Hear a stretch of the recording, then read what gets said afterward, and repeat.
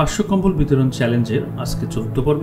দেখতেই পাচ্ছেন ভাগনা খুবই এক্সাইটেড কম্বল নিয়ে শীতের উষ্ণতা বিনিময়ে। ভালো যে মানুষকে চাইলেই পাশে যায় সেটা আমরা প্রমাণ। দেখতে পাচ্ছেন একজন প্রতিবন্ধীকে, যিনি হাজার কষ্টের থেকেও কখনো কাঁদেন না, সবসময় তার মুখে হাসি লেগেই থাকে এবং কখনো না বলেন না, সবকিছুতেই হ্যাঁ আছে। সে সন্তুষ্ট, ভালোবাসা দিতেও কখনো পিছু পাহান না। আসুন আপনাদেরকে নিয়ে যাচ্ছি আমাদের 500 কম্বল বিতরণ চ্যালেঞ্জের 14 পর্বে। দেখেন গ্রামের পরিবেশ কত সুন্দর, সুষ্ঠু, নিরিবিলি, কত শান্ত। এই গ্রাম নিয়ে হাজারো কবিতা রয়েছে, উপন্যাস রয়েছে, নাটক রয়েছে। আমরা শুধু গ্রামের সৌন্দর্যটাই দেখি, কিন্তু এই গ্রামের মানুষের দুঃখটাকে আমরা দেখি। তারা কি দুঃখ কষ্টে জীবনযাপন করে, তাদের এই দুঃখ কষ্টের সাথী হতে, একটু সহযোগিতার হাত বাড়াতে আমরা এসেছি আপনাদের মাঝে। লাইক কমেন্ট শেয়ার দিয়ে পাশে থাকুন। ইয়ার ড্রেস নাই? আছে। ড্রেস আছে, কম্বল আছে? দুইটে আছে। তাও লাগবে এখন?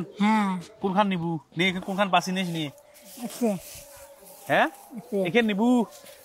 হ্যাঁ এখানে নিলে কাজ হবে? খুলি দেম? এখানে উষুম কেমন হবে? হ্যাঁ তো গাদ দিয়ে দে একবারে। হ্যাঁ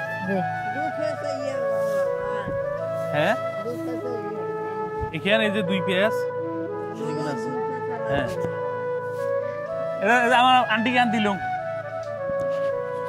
হ্যাঁ এই পেয়া হয়ে গেলি বলদি নেওয়া লাগবে। মানছি